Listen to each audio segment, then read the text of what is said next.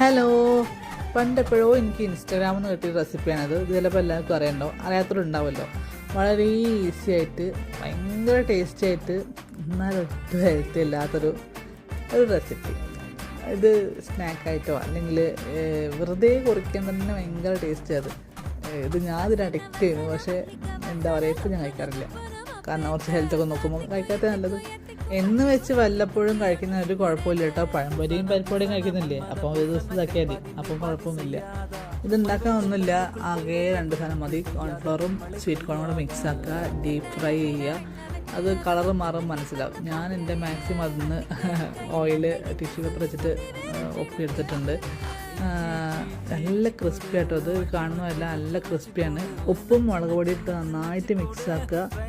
കറുമുറയായിട്ട് കഴിക്കാൻ പറ്റും. എല്ലാവർക്കും ഇഷ്ടപ്പെടും. ഇതെന്തായാലും ട്രൈ ചെയ്തോ കേട്ടോ.